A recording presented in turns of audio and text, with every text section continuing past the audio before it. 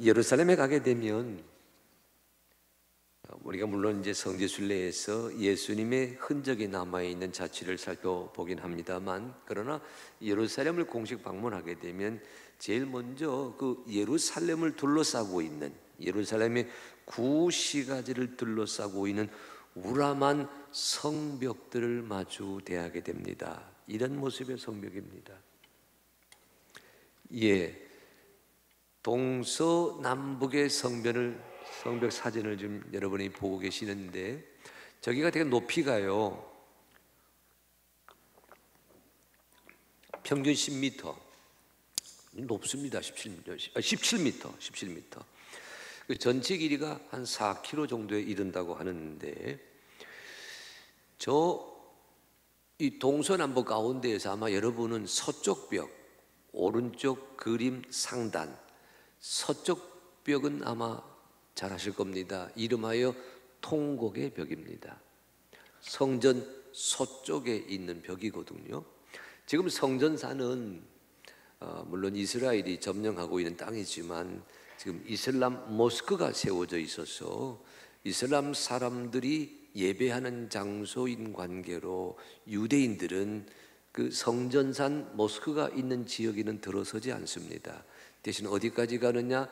그 성전 바로 옆에 시작되는 서쪽 벽, 저 서벽입니다. 저 벽까지 가서 벽을 향해 울면서 기도합니다. 그래서 저 벽을 가리켜서 통곡의 벽 그리 불렀지요. 근데 여러분, 이 벽이 예루살렘에 세워지게 된 때는 주후 16세기경부터입니다. 1530년경이에요. 오스만 투르크 제국이 저 지역을 다스릴 때에 성벽 안에 있는 사람들을 성벽 밖에 있는 사람들과 구별하기 위해 우람한 성벽을 쌓았습니다. 16세기 이후에 생기된 세워져 있는 성벽이긴 합니다만, 그러나 저 돌멩이는요, 여러분, 돌멩이는 그 전부터 있던 돌멩이입니다. 제가 여러 해 전에 저 통곡의 벽에 갔었을 때 저거를 소개했던 예루살렘 대학교 그 고고학 교수의 말입니다. 저 서쪽 벽, 통곡의 벽 그 아래 들어가게 돼 있거든요. 들어가다 보면 맨 아래에 있는 화강암 돌을 보게 됩니다. 그게 헤롯이 사용했던 돌이라고 일깨워주고 있더라고요. 그러니까 저 서쪽 벽 자체에도 그 역사가 2000년 역사를 이렇게 짐작할 만한 그런 역사의 현장으로 남아 있습니다. 본격적으로 저것을 세운 자들이 오스만 투르크 제국이긴 하지만 그 전에도 성벽을 세운 자가 있었어요. 바로 느헤미야라고 하는 사람입니다. 오늘 읽으신 성경 느헤미야 2장 11절 이하의 말씀 속에 그 느헤미야의 고백이, 느헤미야의 독백이, 느헤미야의 그 외침이 담겨 있거든요. 본문의 주인공은 나라고 하는 페르시아에서 태어난 유대인입니다. 우리식으로 말하면 유대계 페르시아인이에요. 페르시아의 6번째 왕 아닥사스다 1세를 섬겼는데 어떤 신분으로 섬겼느냐? 왕의 술 맡은 관원으로 섬겼습니다. 이 왕의 술 관원을 여러분 이렇게 이해하셔야 돼요. 당시에는 정변이 너무 극심했고 정치적 음모와 모함으로 왕의 자리에 오른 자들이 하루아침에 사살되는 그런 일이 비일비재했습니다. 그래서 왕이 가장 신임할 만한 측근에게 자기 음식, 자기 음료를 책임지는 일감을 맡겼어요. 그러니까 느헤미야는 그런 점에서 왕의 페르시아 황제 아닥사스다의 엄청난 신임을 받았던 유대계 페르시아인이었습니다. 그는 실력이 있었습니다. 그는 신임도 두터웠고요. 그는 신실했습니다. 그때 페르시아 왕국의 고위 관리의 자리에 들어설 때 느헤미야의 나이가 30세 정도로 추정됩니다. 왜냐하면 느헤미야 성경 보게 되면 느헤미야가 공직에서 한 40년간 봉사하거든요. 30세 젊은 나이에 정부의 고위 관리에 들어섰던 느헤미야라고 하는 사람이 쏟아내고 있는 자기 삶의 이야기, 그 한 대목이 느헤미야 2장 11절 이하입니다. 2장 11절 이렇게 되어 있어요. 한번 읽어보실래요? 내가 예루살렘에 이르러 머무른 지 사흘 만에. 원래 느헤미야가 있던 곳은 페르시아의 도성 수도 수산궁입니다. 왕궁이 있지요. 왕을 섬겼으니까. 근데 지금 느헤미야는 예루살렘의 당도에 있습니다. 거리가 한 1400km가 됩니다. 이 먼 곳을 왜 찾았을까? 사실 여러분, 이 에스라서에 보게 되면 느헤미야 앞에 있는 얘기지요. 바빌론 땅에서 페르시아 시대에 살던 자들이 유대 땅으로 돌아가는 그 길이 2번 있었습니다. 기회가 2번 있었습니다. 그런데 그것은 느헤미야 때보다 첫 번째 기회는 94년 전이에요. 두 번째 기회는 13년 전에 이미 끝났던 사건입니다. 이렇게 수십 년 뒤에 느헤미야가 페르시아의 왕궁 수산궁에 있어야 될 느헤미야가 예루살렘을 찾아간 까닭이 어디에 있습니까? 느헤미야 1장 3절 말씀을 들어보시면 그 이유가 풀립니다. 이런 말씀이 있어요. 그들이 내게 이르되, 여기 그들은 느헤미야의 형제로 1차, 2차 귀환 때 예루살렘으로 귀국했던 자들입니다. 그들이 수산궁으로 돌아와서 느헤미야에게 이렇게 얘기합니다. 사로잡혀 면하고 남아있는 자들이 그 지방 거기에서 큰 환난을 당하고 능력을 받으며 예루살렘 성은 허물어지고 성문들은 불탔다 하는지라. 성문이 불탔고 성이 허물어지고 그 땅에 돌아간 사람들의 처지가 대단히 곰핍합니다. 산적대들로 몹시 힘들어합니다. 이런 소식을 접하게 되면서 느헤미야의 마음 앓이가 시작이 됩니다. 여러분, 느헤미야의 아버지도 대단한 믿음이 있었던 사람입니다. 왜냐하면 자식이 태어났는데 자식의 이름을 느헤미야 붙였잖아요. 느헤미야가 무슨 뜻이냐면 여호와가 위로하신다, 그런 뜻입니다. 이방 땅에 살지만 하나님의 위로하심을 마음에 새겼던 장본인이 느헤미야의 아버지 하가랴입니다. 하지만 하가랴는 현실 지향적인 인물이었습니다. 가족들이, 친족들이, 동료들이 예루살렘으로 가는 길에 나서게 되었을 때 그는 동행하지 않았습니다. 예루살렘으로 가는 그 행렬에 동참하기보다는 페르시아 지역에서 일구어 놓았던 삶을 비중 있게 돌보기를 원했습니다. 느헤미야는 달랐습니다.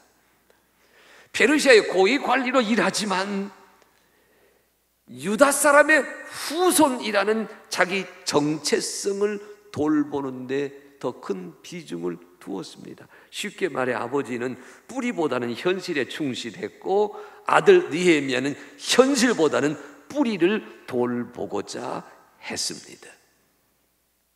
그래서 느헤미야는 예루살렘으로 돌아가는 길을 허락해 달라고 왕에게 간청합니다. 아닥사스다 왕이 느헤미야를 유다 땅 총독으로 임명해서 그곳으로 보냅니다. 그래서 느헤미야가 예루살렘의 당도에서 사흘을 머문 다음에 12절입니다. 하나님께서 예루살렘을 위해 무엇을 할 것인지 내 마음에 주신 것을 눈으로 확인하고자 느헤미야가 짐승 나귀를 타고 예루살렘을 시찰하며 나가는 장면이 12절 말씀 속에 쓰여져 있습니다. 느헤미야는 관리였지만, 고위 관리였지만 그는 자기의 달란트, 자기의 신분, 자기의 실력, 자기의 능력을 하나님이 내 마음에 주신 소명을 이루는 일에 사용하기를 원했습니다. 그래서 수산궁에 있기보다는 예루살렘 가기를 원했고, 예루살렘에 당도해서는 그가 사흘을 지낸 다음 서둘러서 예루살렘 도성의 형편을 눈으로 파악하는 일에 나서게 됩니다.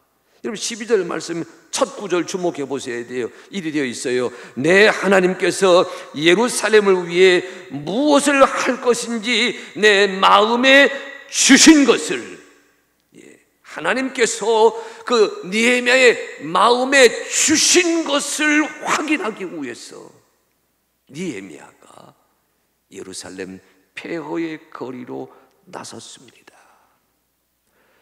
저는 이 본문 말씀을 설교를 준비하면서요, 최근에 간행되었던 책 한 권을 떠올렸습니다. Outward Mindset이라는 책이거든요.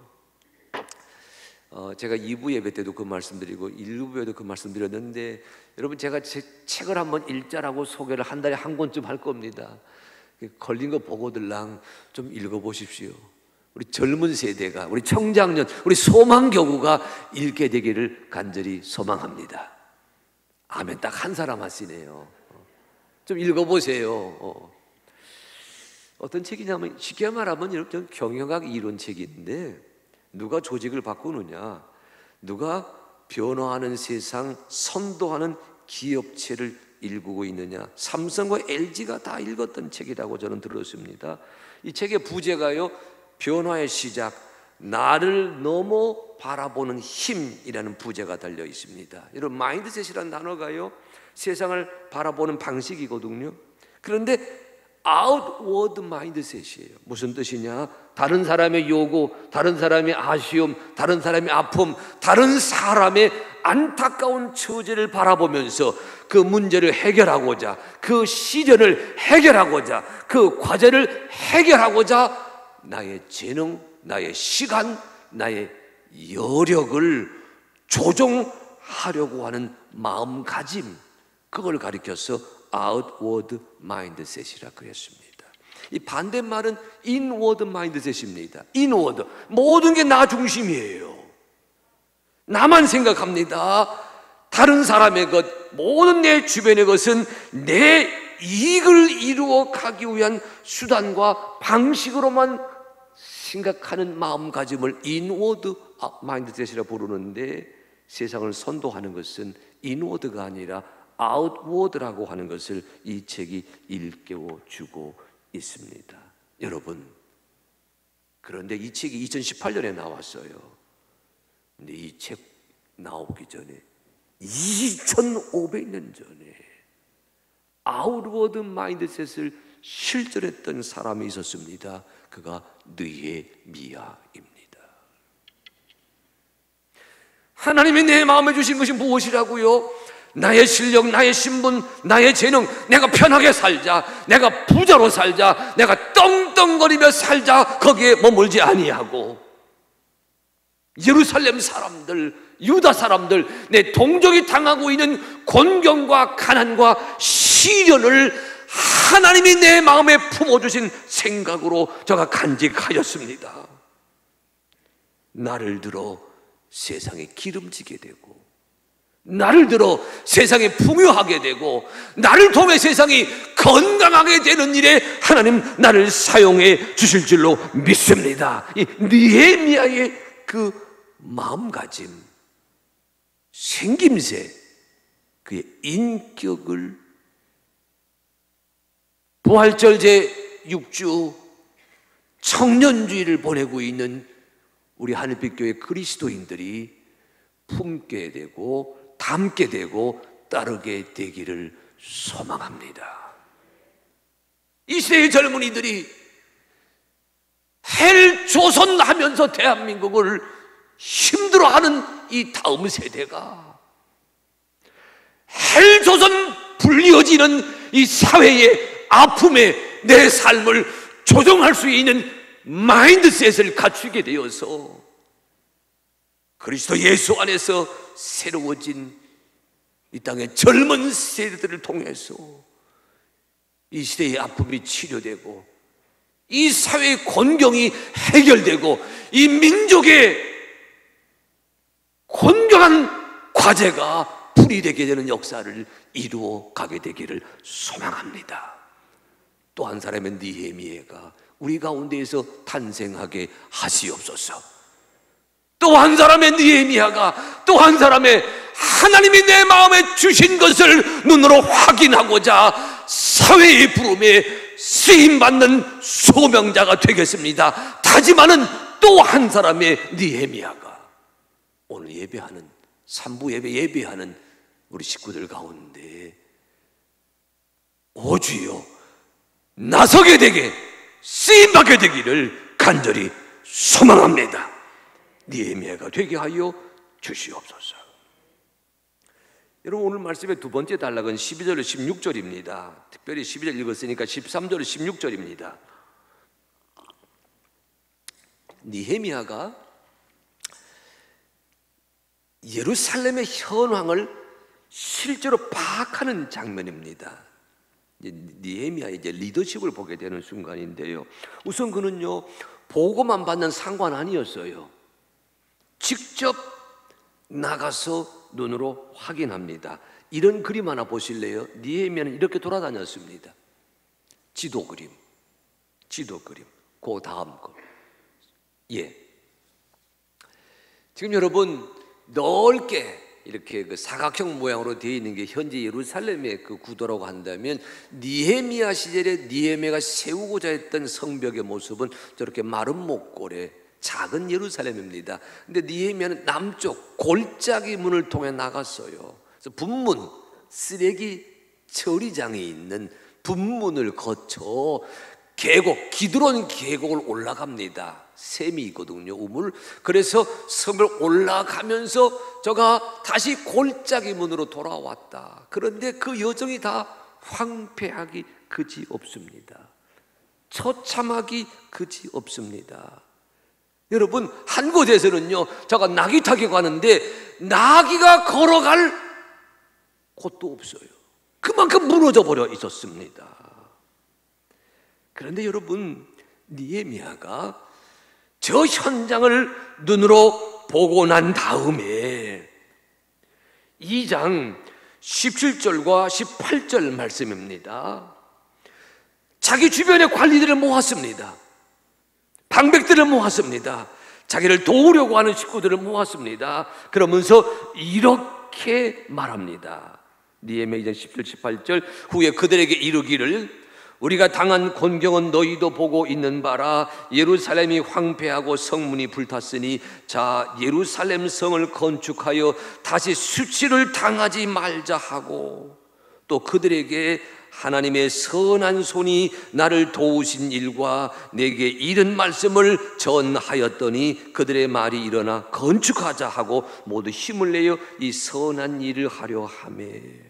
여러분 말씀을 잘 보십시오. 느헤미야의 말투 명령형이 아니에요. 오늘 우리 식으로 하면 총독, 주지사거든요. 아랫사람을 시키는 말이 아닙니다. 문법적으로 말하면 청유형, 우리 함께 하자, 권고합니다. 더군다나요 곤경을 당했잖아요. 이유를 묻지 않습니다. 과거를 들춰내지 않습니다. 아픔을 쑤시지 않습니다. 대신 앞으로 이루어져야 될 미래의 일을 기대하게 합니다. 뒤를 돌아보지 않게 하고 앞을 내다보게 합니다. 누구에게?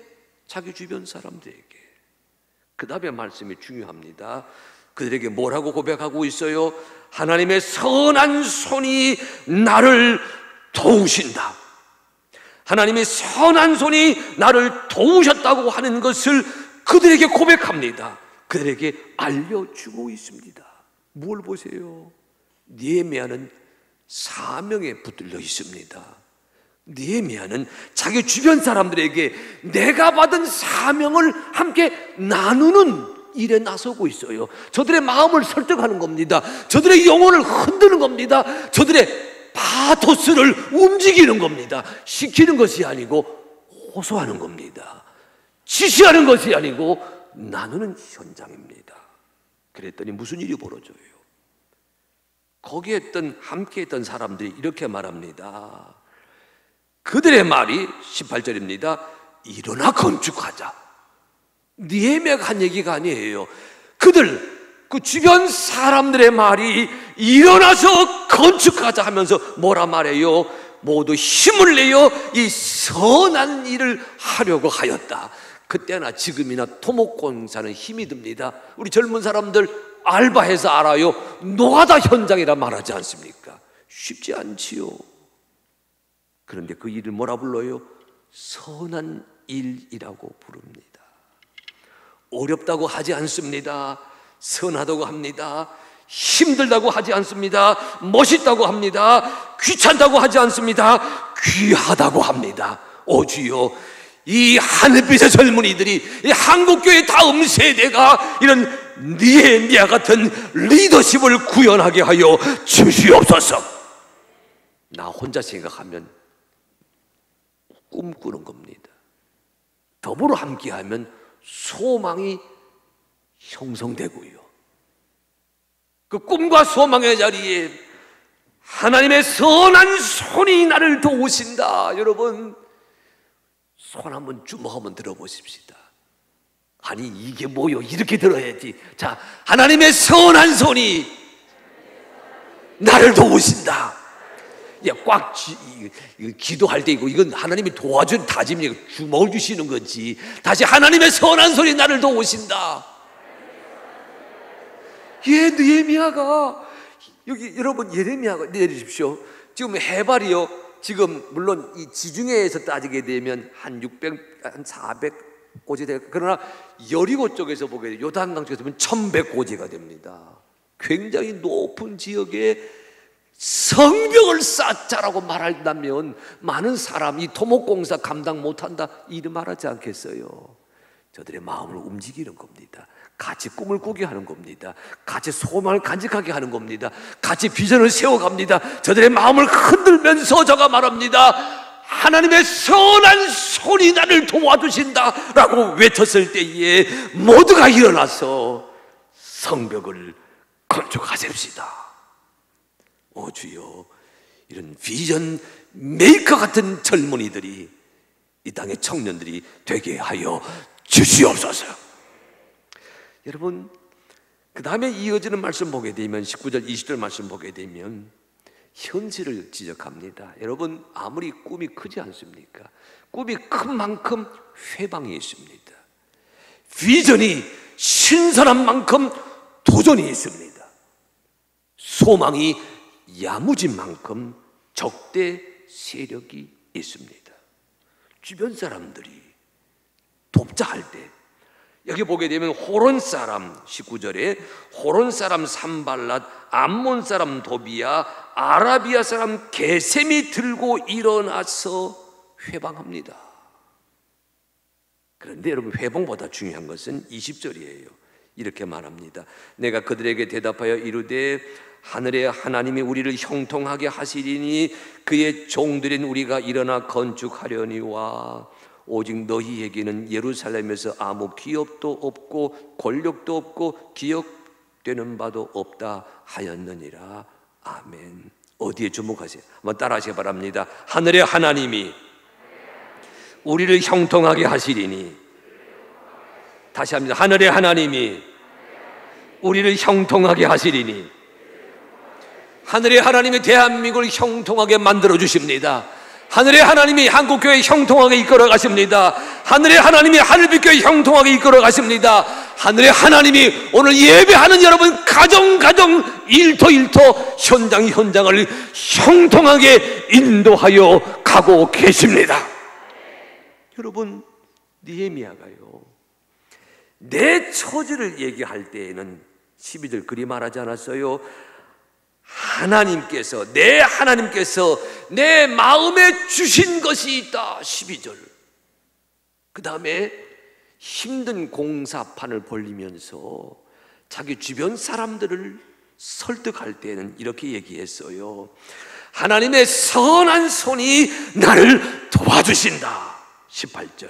그 다음에 맨 마지막으로 나를 방해하는 자들, 나를 힘들게 하는 자들, 내게 대적자가 되는 자를 향해서는 이렇게 선포합니다.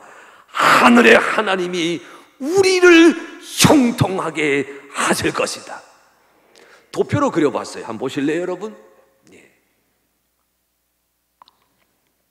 우리 한번 같이 하십시다. 내 하나님께서 내 마음에 주신 것, 하나님의 손이 나를 도와주십니다. 하나님의 손이 우리를 형통하게 하십니다. 여러분 마음에 주신 것 하나님의 손이 도와주십니다. 주의 선한 일 사명 감당하며 나선다 할 때에 보세요, 내가 출세되기 위해 공부하는 건 아닙니다. 여러분, 내 야망 불태우기 위해 토익 토플 점수 관리하는 것도 아닙니다. 여러분, 하나님의 선한 뜻을 이루기 위해 헬조선이라 불리는 이 망가진 대한민국을 바로 세우는 일에 코로나 이전과 코로나 이후가 달라졌다 말하는 4차 산업혁명이라는 그 허울 속에 심한 진통을 앓고 있는 이 나라 이 민족 위에 내가 쓰임받겠습니다. 내가 나서겠습니다. 나를 도구로 사용해 주시옵소서. 내 마음에 선한 꿈을 주시는 하나님이 여러분을 도와주시면서 이렇게 말씀하십니다. 하늘의 하나님이 나를 형통하게 하실 것이다. 여러분, 이 느헤미야의 고백을요, 제 경험으로 바꾸고 얘기했어요. 느헤미야의 간증, 하나님이 내 마음에 숨겨준 생각이 있지요. 하나님의 선한 손이 도와주시지요. 아니, 하나님이 우리의 삶을 형통하게 만들어 주십니다. 이 느헤미야의 신앙 고백의 한 스텝을 읽어갈 때에 제 삶의 간증을 하고 싶었어요. 하나님은 작가, 저는 몽당 연필입니다. 제 삶의 간증이에요. 작가이신 하나님이 주여 이 부족한 종 들어 써 주시옵소서. 그리 살았거든요. 여러분, 저는 우리 청년들이 오늘 부활절 제6주이자 청년주의를 맞이해서 지내고 있는데, 우리 하늘빛교회 청년들이 오늘 20살 성년의 날을 맞은 청년들이 이 땅에 20대, 30대, 40대 가장 소중한 주역인 우리 이 교회의 다음 세대가 하나님이 쓰시는 연필이 되시기를 바랍니다. 물론 여러분, 요즘 글쓰기는 저도요 노트북으로 쓰지요. 하지만 연필은 여전히 전통적인 필기 도구입니다. 여러분, 이 그림 하나 보실래요? 연필 그림. 예, 여러분, 연필은 누군가가 붙잡아 주어야 써집니다. 내가 연필이라면 하나님의 손이 여러분을 붙들고 계십니다. 하나님의 손에 붙잡혀서 쓰임받는 도구가 되게 하여 주시옵소서. 그런데 여러분, 내가 연필로 쓰임 받으려면 뭐가 있어야 돼요? 심지가 굳어야 됩니다. 여러분, 저 심지가 글을 쓰는 거잖아요. 이사야 26장 3절에 이런 말씀이 있습니다.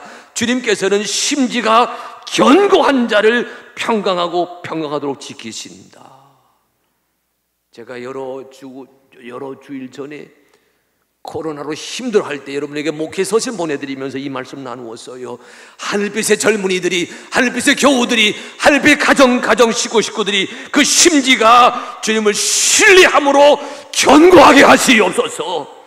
내 안에 계신 예수님을 드러내는 연필 되시기를 간절히 축복합니다. 내 안에 계신 예수님, 나를 들어 사용하시는 하나님이 나를 쓰고 계신다. 그 심지가 견고한 아들, 딸들이 되셔서 이 21세기 하나님이 만들어 가시는 하나님의 작품의 그 대명사가 되시고 대상이 되시고 쓰임받는 일꾼들이 되시기를 간절히 기도합니다. 근데 여러분, 몽당 연필이라고 제가 쓰고 있는데 주목해 보십시오. 몽당 연필. 물론 이 말은요, 작다는 뜻이에요. 크신 하나님, 그 하나님의 손에 붙들린 작은 인생이라는 은유도 되지만, 제가 간증한 것은, 제 고백은요, 이런 뜻이었어요. 처음부터 몽당 연필은 없었잖아요. 쓰고 또 쓰다 보니까, 쓰여지고 또 쓰이다 보니까, 닳고 또 닳아지다 보니까 긴 것이 짧아졌습니다.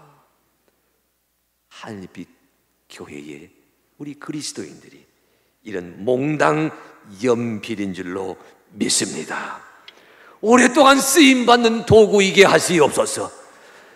쓰임받고 또 쓰임받기에 닳고 닳아지는 도구 되게 하여 주시옵소서. 여러분, 하나님은 작가, 나는 몽당 연필입니다 라고 하는 이 말씀을 오늘 느헤미야의 고백 속에서 발견합니다. 느헤미야의 리더십에서 발견합니다. 느헤미야의 선포에서 발견합니다.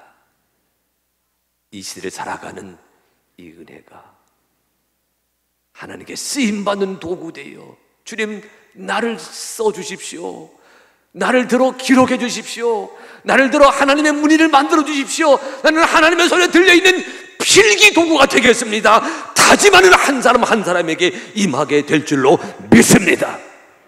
그러니 우리 이렇게 한번 다짐해 보십시다. 크게 한번 따라 하실까요?